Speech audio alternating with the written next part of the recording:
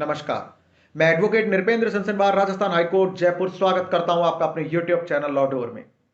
आज मैं आपको इस वीडियो में बताने जा रहा हूं एसडीएम के बारे में, यानी कि सब डिविजनल मजिस्ट्रेट के बारे में, उसकी पावर्स और उसकी शक्तियों के बारे में।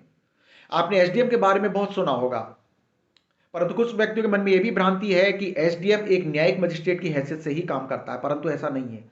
दरअसल एसडीएम एक प्रशासनिक वर्ग का अधिकारी होता है, प्रशासनिक इकाई का अधिकारी होता है। वह न्यायिक मजिस्ट्रेट या जुडिशरी से जुड़ा हुआ बिल्कुल भी नहीं होता है। जबकि दूसरी तरफ न्यायिक मजिस्ट्रेट न्यायिक व्यवस्था से जुड़ा होता है, जुडिशरी से जुड़ा होता है, तथा किसी व्यक्ति को ट्रायल के दौरान आपराधिक मामले में दोषी पाए जाने के बाद में सजा भी सुना सकता है। एसडीएम डीएम से नीचे की रैंक का अधिकारी होता है। डीएम जैसे कि आप डिस्ट्रिक्ट मजिस्ट्रेट या जिला कलेक्टर के नाम से भी जानते हैं, एसडीएम उससे नीचे का अधिकारी होता है। तो आइए विस्तार से जानते हैं एसडीएम के बारे में और एसडीएम की सभी शक्तियों के बारे में, उसकी पावर्स के बारे में। दंड प्रक्रिया संहिता 1973 यानी कि क्रिमिनल प्रोसीजर कोड 1973 की धारा 20 उपधारा 4 के मुताबिक राज्य सरकार एक उपमंडल यानी कि सब डिवीजन के प्रभारी कार्यकारी मजिस्ट्रेट को नियुक्त कर सकती है और जरूरत के हिसाब से उसे इस जिम्मेदारी से हटा भी सकती है। इसी प्रभारी को सब डिवीजन मजिस्ट्रेट यानी कि एसडीएम कहा जाता है। एसडीएम प्रमोशन पाकर डीएम और स्टेट गवर्नमेंट में यानी कि राज्य सरकार में सेक्रेटरी की पोस्ट तक भी पहुंच सकता है। राज्य प्रशासनिक सेवा की वरीयता में एसडीएम का पद सबसे ऊपर का पद होता है।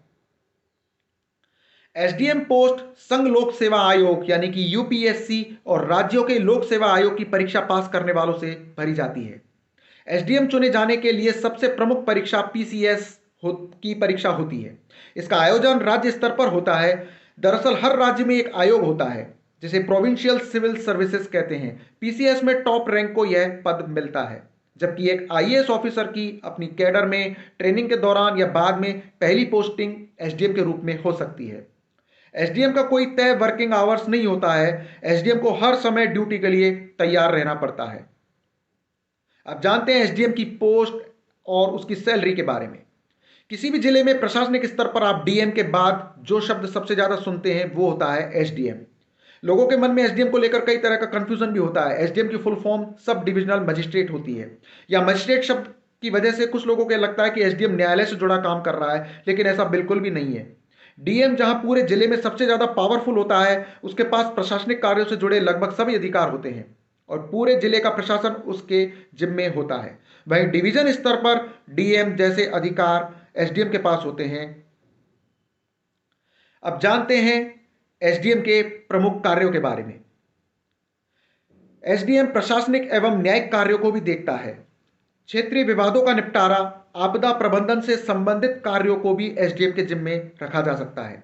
इसके अलावा राजस्व कार्यों में यानी कि रेवेन्यू से रिलेटेड भूमि रिकॉर्ड का रखरखाव एसडीएम के जिम्मे ही होता है। रेवेन्यू मामलों का संचालन करना, सीमांकन और अतिक्रमण से जुड़े मामलों को देखना, यानी कि भूमि या जमीन के सीमांकन या फिर उससे जुड़े अतिक्रमण के मामलों को भी एसडीएम ही देखता है। सार्वजनिक भूमि का संरक्षण, भूमि पंजीकरण करना, राज्यों में लोकसभा या विधानसभा के सदस्यों का चुनाव करवाना, मैरिज रजिस्ट्रेशन करवाना, ओबीसी, एससी, एसटी और जन्म एवं निवास प्रमाण पत्र का काम भी एसडीएम के जिम्मे ही होता है। एसडीएम के जिम्मे विभिन्न प्रकार के पंजीकरण यानी कि रजिस्ट्रेशन या फिर कई तरह के लाइसेंसेस जारी करना या उनका नवीनीकरण करना जैसे काम भी आते हैं। एसडीएम एक प्रशासनिक अधिकारी का पद है, परंतु इन्हें कुछ न्यायिक कार्य भी दिए जाते हैं। प्रशासनिक कार्य तो सबको पता है, परंतु अब जानते हैं कि न्यायिक कार्य कौन से होते हैं।